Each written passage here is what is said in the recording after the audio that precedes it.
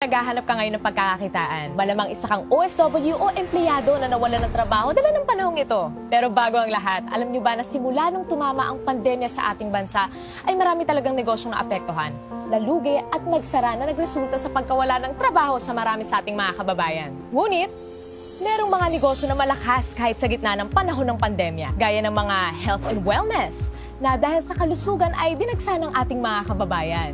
At pagkain din na bumubusog sa ating katawan. At sa gitna ng limitasyon sa paglabas ay nandiyan ang iba't ibang delivery service na naghahatid sa atin ng mga online orders. Sila yung mga halimbawa ng mga negosyong lumakas sa gitna ng pandemya, pero alam nyo ba na ang delivery service lang ang nangingibabaw sa lahat ng to? Sa kahit anong sitwasyon, palaging in demand talaga ang negosyong ito. Mapapagkain, gadgets, rubber shoes, damit o mahalagang bagay o dokumento, o kahit ano pa yan. O gusto mong matanggap o maipadala ka agad, sa anumang oras o panahon, talagang delivery service ang kailangan. Sa bawat pag-ikot ng mga motor ng delivery service na makikita mo sa iba't ibang lugar ay katumbas din ang pag-ikot ng ekonomiya sa ating bansa. Ang delivery service ang isa sa mga buhay ng ekonomiya. Mula noon hanggang ngayon, pagkakataong kumita dito ay palaki ng palaki dahil sa demand sa serbisyong hatid nito. Alam nyo ba na ang operator ng delivery service ay kumikita ng 20% sa bawat delivery ng driver nito? For example, meron kang sariling delivery service na negosyo. Kung nag-average ang rider mo ng 500 pesos per delivery transaction, aba, may 20% na kita mo doon ay 100 pesos. At kung nakaka-10 delivery ang rider mo sa isang araw, meron kang kita ng 1,000 pesos bilang operator. Ngayon, kung meron ka namang 100 riders, ang kita mo sa isang araw bilang operator ay nasa 100,000 pesos. Ganon kalaki ang kita bilang isang operator. Paano nga ba maging isang operator at magkaroon ng sariling delivery service na negosyo? Hindi biro ang magtayo ng isang delivery service na negosyo. Unang-una, kailangan mo ng malaking kapital na mahigit 30 million para iset up ang opisina at maghanap ng mga empleyado para sa operations nito.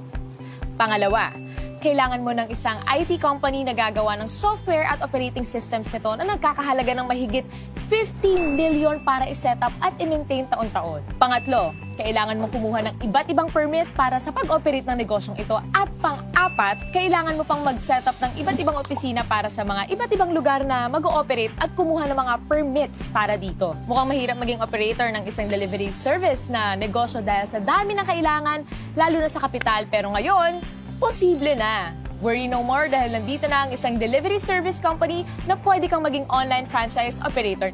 TokTok, ang pinakabagong delivery service at ang kauna-unahang online franchise operator delivery service company ay kakatok na sa mga pintuan nyo. Bilang isang TokTok online franchise operator, magkakaroon ka ng mga benefits na may enjoy mo. Pwede kang tumanggap ng mga rider applicants under you with up to 100 riders per operator. Magkakaroon ka ng TokTok delivery service link to monitor your riders and transactions na kahit cellphone lang, pwede na! Kumita ng 7% sa lahat ng delivery transactions ng mga riders mo. At pwede ka rin magkaroon ng pagkakataong kumita ng hanggang 30 to 60,000 pesos.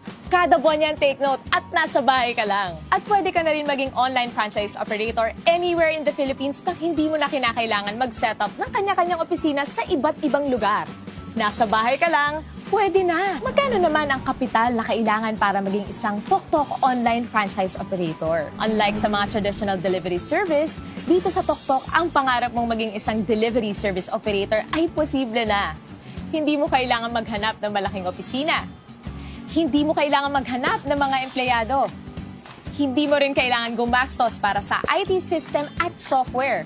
Basta may cellphone at internet ka, pwede na! And the best part, hindi mo kailangan ng malaking kapital, hindi mo kailangan ng 30 million, 20 million, 5 million, or kahit 500,000 pesos. Pero what if, sa halagang 288,000, pwede ka na mag-operate ng sarili mong TokTok online delivery service? Mas okay, di ba? Huwag ka muna mag-celebrate dahil naintindihan ni TokTok ang pinagdadaanan ng karamihan sa ating mga kababayan sa panahong ito. Kaya from 288,000, ginawa na lang nilang 58,888 ang kapital para maging isang TokTok online franchise operator. Kaya Operate na agad! Dalawa ang paraan para kumita dito bilang TokTok Online Franchise Operator. Una, magkaroon ka ng personal delivery link na pwede mong i-post at i-share. At kapag meron kang kaibigan na nag-book gamit ang iyong personal delivery link ay 3% ang pwede mong kitain. For example, meron kang average na 150 bookings sa isang araw at nag-average ka ng 150 pesos kada isang booking. Pwede kang kumita ng as much as 20,000 pesos per month nang nasa bahay ka lang sa tuwing may gagamit ng iyong personal delivery link.